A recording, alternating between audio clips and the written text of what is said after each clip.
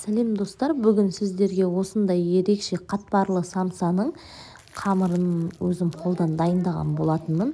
Соны каналыма салдым. Сіздер менің каналыма жазылып, мені қолдап кетіңіздер. Ол үшін маған ең алдымен ұн, су және тұз керек. Осымен қамырымды илеп аламын. Барлық құрамдарының барлық мөлшерлерін описание бөліміне қалдырып кететін болам. Сол жерден қарайсыздар. Өте оңай самсаның және бұның өзінің арнайы қалай жасалу әдісі бар. Бір-екі ережесі бар. Соны таныстырып өтем. Осылай қамырды илеп алғаннан кейін қойып қоясыздар. Бетін жауып қойып, қайттан 5 минуттан кейін қайтарып илеймін. 5 минуттан кейін осылай шамалы қолға жабысатындай қамыр болып тұрады. Осыны қайтарып илеп қоямын. Бастырып, әдемілеп иінін келтіріп қоямыз. Одан соң қамырымызды алып, осы қамырымызды 2 бөлікке бөліп аламыз. 2 бөлікке бөліп, жақсылап айналдырып, ішіне қайтарып илеп, осылай 2 зуала қамыр шығарасыздар. 2 қамырды да жаятын боламыз. Жақсылап оқтаумен жайып аламыз. Ұнды сеуіп отырып, осылай жақсылап жайып алдым. Бірінші қамырды бөлек, екінші қамырды бөлек жайып аламыз. Соның арасында мен сармайымды ертіп алдым. Сармай менде 3 желаниенің сармайы. Осылай еріп, әбден қайнатып аласыздар.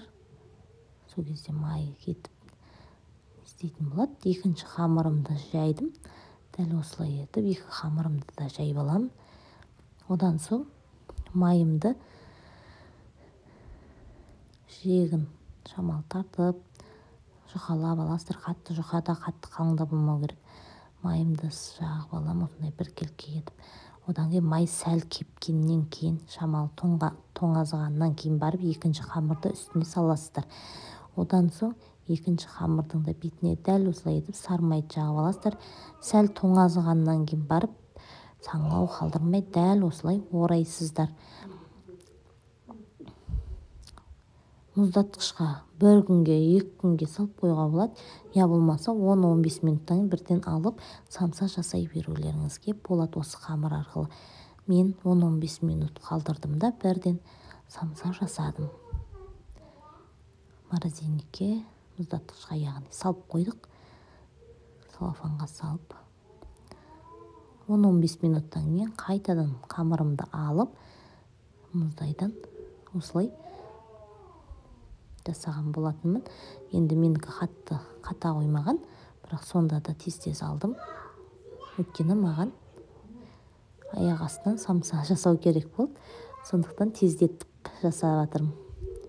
Сіздер 1 күн морозға 2 күнге салып қойсаңыздар болады. Осылай жасап салып қоя берсеңіздер болады. Керек кезінде алып қамырды жасай бересіздер. Менде осы демен 30-32 штук самса шықты. Салмасына мен фарш, картоп, фарш, жуа салып, бұрыштап, тұздап, әркім өз қалауынша жасайды. Асқабақ салуға болады. Дәл осылай тігінен қамырды ұнын сала отырып жайып аласыздар. Кәдімгі 3 бұрышты самса жасаймыз. Самсаның әртүрлі түйу әдістері бар. Менде бірыңғай 3 бұрыш самса жасадым. Осылай тігінен алып, бірдің үстінен басып, осылай самса жасадым. Өте ерекше болды, дәмді болды, және қамыры қатпарлы, күшті болып шықты. Менің каналыма жазылып отырыңыздар.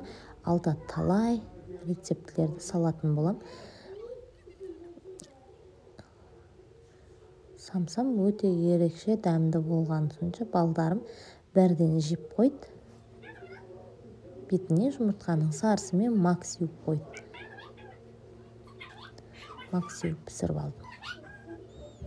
Дәл осындай самса шықты менде. Астарыңыз дәмді болсын.